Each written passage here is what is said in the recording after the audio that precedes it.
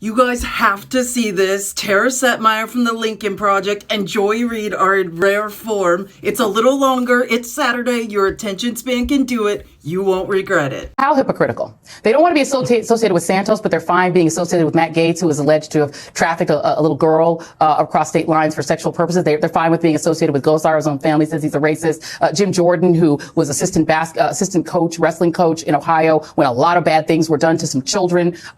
You could go on and on and on. They're fine with being associated with Marjorie Greene, the QAnon lady, the other QAnon lady from Colorado, Boebert, 138 insurrectionists. All of them are fine. So Santos has done no more lies than Trump. You know, how can they say they don't want to be associated with just him?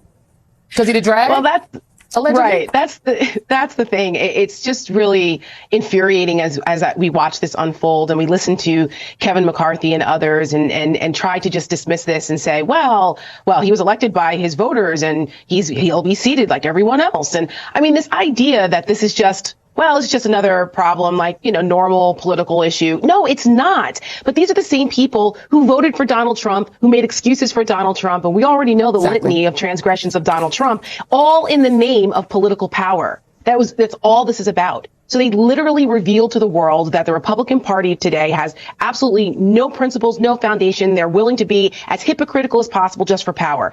And Kevin McCarthy, I mean, to Sahil's point, he said that he's tolerating Santos and he's enabling him. I would go further than that because he's a master enabler. That's what he does in order to benefit him. And so by doing that, you have other Republicans. Now, this is causing a problem within the caucus, especially in New York, because they know what a liability Santos is. They don't want him around. And you put up with this for 2 years. Let's say he survives it and he isn't arrested or prosecuted, because that's about the only thing that's going to get him out of there.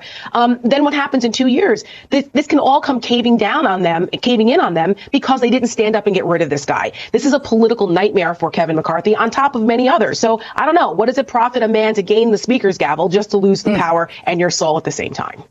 Well, I mean, by the way, he isn't doing anything for Santos that he hasn't done for Trump. And Santos is more embarrassing than Trump is. I think he's the perfect emblem for the party. I think he should stay forever. He represents the party perfectly.